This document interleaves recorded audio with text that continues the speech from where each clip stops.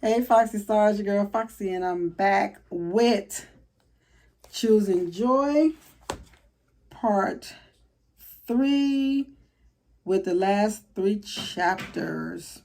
So let's hop right into it.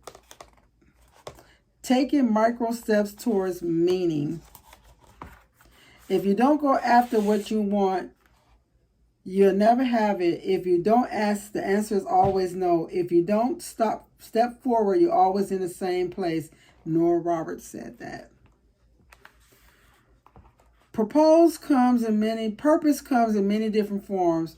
We can have more than one and it can change over time. Purpose can be anything from making people happy with your cakes, writings, raising a family, or setting up a business.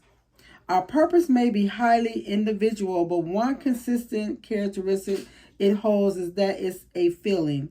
It is an indescribable feeling knowing that you are meant to do that thing. Purpose is the why that pulls us forward into the future, even though we know the journey might not always be easy. But if you don't know your purpose, where do you even begin? It's understandable that when we feel a bit low or lost, adding find my purpose to the list of things we can compulsively worry about can make us hide under our bed covers. For many of us, finding our purpose can feel like the enormous elephant in life we all rather ignore until later. However, by rethinking what's meant by finding our purpose, we can shrink its enormity and still ensure that we reap the tremendous happiness benefits it can bring. If you feel overwhelmed by finding your purpose, it can be helpful to think of it like going on a treasure hunt. Rethinking purpose. On a treasure hunt, our overall goal is to find the hidden treasures, and it will be boring if the hunt consists of just one clue that brought us to the end. After all, the joy of a treasure hunt is in process. The story we tell about solving a treasure hunt mainly comprises of the fun and frustration of figuring out each clue to the elation of suddenly knowing as you race to the end. If you listen to anyone describe the story of their purpose, you are likely to notice a similar pattern. Their stories might end on a big but predeterminedly a series of small O's as they follow clues that eventually lead towards their purpose. And the clues are already in front of you. When it comes to finding our purpose, the journey starts when we're ready to begin. We don't have to wait until life is great or we have everything figured out. Many of the most significant turning points that lead towards purpose were born out of uncertainty, pain, and feeling lost. As author Elizabeth Gilbert so eloquently summarized, the most interesting moments of a person's life is what happens to them when all their certainties go away. Then who do you become? And then what do you look for?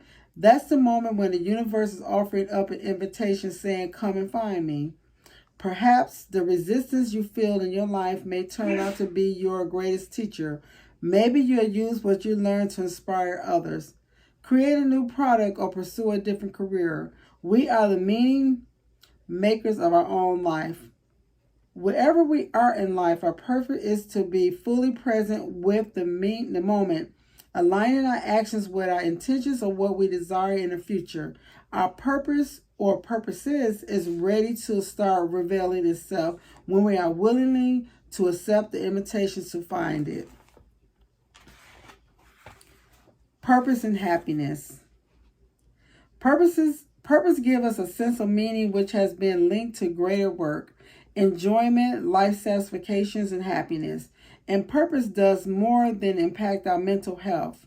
One recent study revealed that people with a strong life purpose live longer. But don't be blinded by the bright lights of purpose. A common misconception is that having a purpose means we all have to do something big in the world, like solving climate changes or winning an Oscar. A recent study in the purpose of life by psychologists Matthew Scott and Adam Cohen found that we can find purpose in fulfilling some of our small basic needs, like caring for our family or finding a romantic partner. Science of bliss. We got Science of Bliss, Foxy Stars. Purpose comes in many forms, and as one of the authors, Matthew Scott, notes, the benefits of purpose are felt in the journey. He says in an interview, previous research shows that goal pursuit, not contemplations, predicts purpose in life. In life, if life is feeling purposeless, putting one foot in front of the other towards the pursuit of hard-wired social needs might restore purpose. Finding your purpose. That was a tongue twister, y'all. Finding your purpose. Like every treasure hunt, you begin where you are and move forward from there. Finding our purpose involves taking small micro steps and reconnecting with our passions. To kickstart the process, use the journal prompts to help you reconnect with your joy and find clues to your purpose. The questions are, what gives you joy? What did you enjoy doing as a kid? What experiences would you like to have in life? How could you use your skills, passion, and knowledge to help others? What interests you? So, Foxy Stars, those are the questions. Daily delights. What is purpose? Purpose is a passionate sense that our potential can be used for the benefits of something greater than ourselves. Purpose gives meaning to life's swirling chaos, offering an almost cosmic clarity that we're meant to be here. Purpose and the possibility of finding it are what makes life interesting. We must keep walking towards it. If we stop for too long, we risk being frozen by indecisions at the endless direction branching out in front of us. If purpose is calling you to just put one step in front of the other, try your best to manage it. Its enemy is self-doubt. Have a little patience. Patience is not the ability to wait, but the ability to keep a good attitude while waiting. Joyce Meyer said that. In our quick fix culture, patience can run low when it comes to cultivating happiness. And in a fiercely optimistic self-help industry, promising untold happiness at the flick of a switch, it's unsurprising that so many of us prematurely ditch our gratitude journaling or meditation apps. It may not be the message that sells, but genuine change isn't an overnight process. I feel that making some simple, subtle changes to the structure of everyday life can over time lead to significant change, but the real challenge lies in the dedication and patience to make that steady transformation. Okay, guys. You will have bad days. Happiness has become a status symbol. As a result, the visibility of our human struggles has become less and less. Social media feeds are flooded with everyone living their best life as we spend more time getting a perfect picture than enjoying the moment. But our cultural obsession with being seen to be happy might be what's making us unhappy. Accepting that life will sometimes be tough can unite and help us be more patient with our happiness. There is a power in walking into your future knowing bad days will come and they will pass. It helps us weather life storms to know that tomorrow is another day and that you're not a failure and you haven't got it all wrong. You're just a human being trying to make the best out of life. In these moments, be patient with yourself and know there are so many good times and happy memories waiting for you on the other side. When we choose to be happy, we're making a decision to accept that life will be problematic, but that we'll always have the ability to shift our perspective to ease its impact. We have another Science of Bliss. Perceiving the rest of the world appear to be happy when we feel low can be an isolated experience. It's easy to feel singled out by the universe and wonder what we have done to deserve to feel this way. However, despite what social media might portray, the statistics show that anxiety and depressions are on the rise, with 40 million adults in America suffering from anxiety disorder that 18.1%, that's 18.1% of the population. That's some food for thought. Okay. Patience and happiness. Patience is defined by psychologists as a proximity. Woo, boy, y'all know me. Okay, it's late and I'm reading these words. Okay. To wait calmly in the face of frustration or adversity. It is a unique blend of acceptance and hope that enable us to move forward. But there is no such thing as a patience person. Research shows patience is a trait we can develop and that can act as a buffer against negative emotions. Perhaps one of the oldest and strongest traditions of instilling the sense of patience to weather life's difficulty journey is Buddhism. In Buddhism, practicing patience not only means acceptance of negative energy, but also optimistically reevaluating the challenging times that cause us suffering. While this area needs more research, a recent study concluded that the Buddhist approach to patience was a positive psychological characteristic related to authentic, durable happiness. This type of patience can keep us centered and focused in challenging times because we anticipate it, and happier because we are less disappointed or discouraged. Happy tip. Some psychologists have suggested that having a patience acceptance of life frustration can make us less likely to give up our goals or act at the wrong time. Okay, Foxy, so I'm going off right this for a minute, but when they talked about Buddhism, and I just remember that one scene.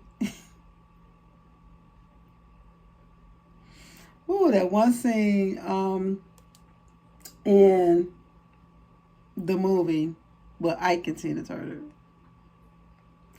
when she was practicing that Buddhism and how she was so calm and relaxed, and it helped her get through something, and that just popped in my mind. So, okay, back to the book. Okay, exercise, practicing patience. Patience is a trait we can learn and develop. Here are 3 tips to help you cultivate patience and accept that life will be frustrating while remaining hopeful of the future. Number 1, manage your expectations. Most of us would agree that it is unrealistic expectations for a novice runner to wake up and decide to run a marathon next week. Yet we continually impose high expectations on how much we and others should be able to achieve in a short time frame. High expectations can lead to overscheduling, burnout, and stress. It can be helpful to take a step back and reflect on whether your expectations are overly ambitious. Are you too hard on yourself? Would it be more useful to rest and recharge than to push forward? Zoom out. When setbacks pull you off course, it can be easy to lose patience and tell ourselves it's not worth it. If your patience is running low, pause and zoom out.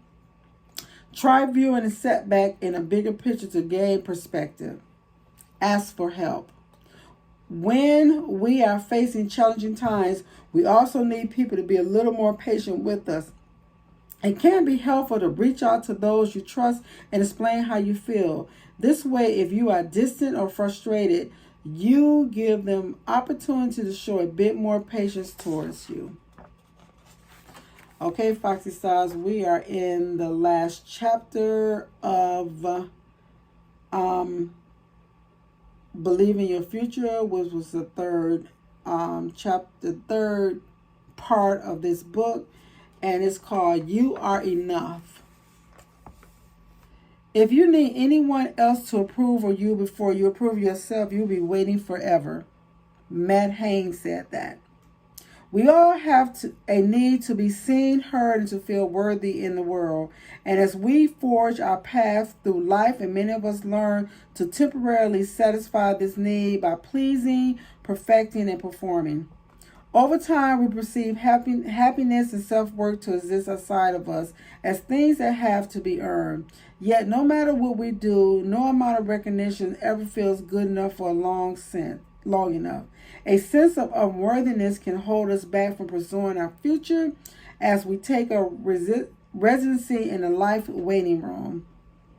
We put life on hold, waiting until we drop 10 pounds, meet our partner, or get a great job, telling ourselves that once we achieve that standard, then we will be worthy of living fully. If we could all work on just one thing that would move us forward than the most in life, it would be self-worth. The trouble with not feeling enough. Not understanding how to give self-worth to ourselves can become an addiction. Our minds become a painful, dizzy mix of thoughts about whether we're good enough, doing enough, and achieving enough. To soothe our pain, we seek out validation, praise, and status, or distract ourselves by being too busy to give ourselves the sense of being important. All of which temporarily numbs the pain, but it doesn't take long before efforts wear off and we start to cycle all over again. Like any addiction, this behavior has its consequences. Eventually, the physical and mental impact catches up with us, manifesting in anxiety, burnout, perfectionism, envy, and insecurity. But there are ways to stop tormenting ourselves and halt the cycle. When we show compassion and kindness towards ourselves by telling ourselves, I am loved, I am worthy, I can do this, I am enough. The addiction's hypnotic hold starts to lose its control over us.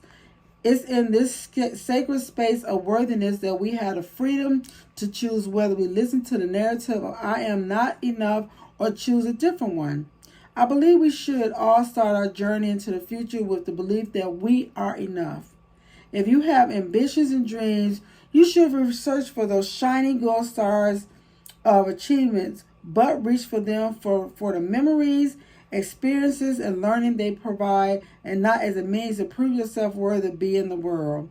You do not lack anything. You do not need to be perfect to be worthy of love. You don't need to earn your place in the world. You, just as you are now at this moment and the next, are already enough. Engage with the world from this place of worth and notice how it changes.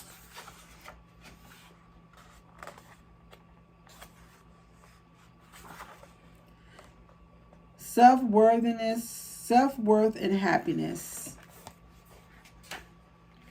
It's tempting and often easier to chase worthiness rather than learn how to cultivate it from ourselves. After all, it feels good when we are praised, and indeed, research shows that when we achieve external goals that increase our self-esteem, we gain a short-term benefit of increased happiness and decreased anxiety. So what's the harm? Well, psychologists Jennifer Carker and Catherine McKnight from the University of Michigan liken the temporary happiness high we experience from external validation to that of the feel-good rush we get from sugar, saying it's tasty but not nutritious. In their research, Crocker and McKnight warned that seeking our self-worth from others or achievements in the long term can result in stress, anxiety, and depression, as well as negatively impact our physical health. If we genuinely want to be happy in the long run, then the ability to cultivate our own sense of feeling enough is a vital part of the happiness puzzle. Daily delights. Ask yourself how worthiness shows up in your life by using the following journal prompts. Journal prompts. What do you tell yourself about your self-worth? How do you prove your worth to others? Are these thoughts and behaviors serving you? Is this pattern of behavior making you happy?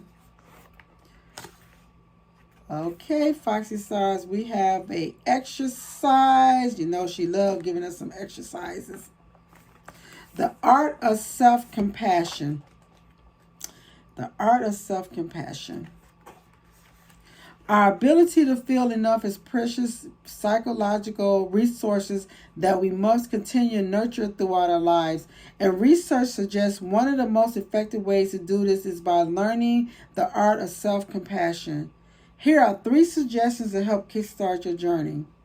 Accepting imperfection. Just like when I'm looking at this light and I look, I don't know how I got my camera set, but it look a little dark, but it's okay. When we accept that we in life are imperfect, we can treat ourselves with greater self-kindness and reduce the needs for constant positive evaluation from others. The simple reminder and acceptance that makes that mistakes, setbacks, and hardship are things that connect rather than isolate us from the rest of humanity can help cultivate a more compassionate approach towards ourselves. Speak with compassion. We are often our own worst critic, and a voice inside our head can berate us for even the smallest of mistakes. When we face happiness or feel inadequate, learning to soothe ourselves like we would a best friend is a critical skill. Self-validate. Begin to find ways to validate yourself by exploring how you can celebrate your own success. Take a moment to reflect on the following questions. How can I give myself the praise that I need? How can I begin to show myself it's safe to prioritize my needs? How can I celebrate my small successes every day? Number 4, ask yourself, how can I give myself the praise that I need? What ways can I show myself that I am worthy? Okay, Foxy Stars. Let me check the chapters. Okay. This is the last one, and she gives us 5 ways to move forward into the future. Number 1, create a vision board. Everybody should have a vision board. That's so nice. This right. It can be a piece of paper. It can be a board. It can be a dry erase board. It can be the mirror in your bedroom. Creating a vision board can be a powerful visual motivator to move us towards our goal. A vision board is a collecting of images and quotes that inspire you to achieve your goal. How you choose to create your vision boards, digitally or on paper, it is entirely up to you. Just make sure it's somewhere visible. So it's got to be somewhere visible where you can see it. Number 2, don't be afraid to pause and think. If you aren't sure what you want in the future, or you can't decide if you are moving forward in the right direction, don't be afraid to take time out. Stopping to pause and think critically can be beneficial. Give yourself permission to be okay with not knowing what comes next and work from there. Number 3, think flexible. It's great to have specific plans and targets, but because life can change quickly, we need our thinking to be flexible. When circumstances change, thinking in imaginative, non-logical ways can help us imagine creative solutions. Number 4, have rational hope. Glimmers of hope in the future is despairing times can light the way forward. As humans, we can always have hope. Not the excessive hope that tells us there isn't a problem, but a rational hope that accepts things are bad while looking for possibility and guidance to find a way out of troubled times. This type of hope can help us stay grounded and grow at the same time. Number 5, go at your own pace and follow your own plan. We are each unique. It's important that we move in the future at our own pace, following our own plan. Don't be hurried along or dragged back by those around you. Find that what works for you and trust your ability to navigate life. All right, Foxy Stars. So that is the end of part 3. I will be back with part 4, and part 4 has 8 chapters. So I will be reading that part, and I will break it up in 2 parts. So, all right, Foxy Stars, as always, from my family to yours, everyone have rainbows and unicorn dreams. May you wake up in the morning with a positive attitude, and make sure that you are choosing joy. And as always, like I say, be happy, smile, wake up. Don't forget your daily affirmation. This is going to be mine. Strong is the new pretty. I love it. So don't forget your daily affirmation and get your vision board. digitally or on paper. Make sure it's somewhere that you can see it. So I will be back soon. Thank you for tuning in. To all my subscribers, new and the ones that's been with me for a while. I love you guys. So you are my Foxy Stars. Everyone have a wonderful night. Bye.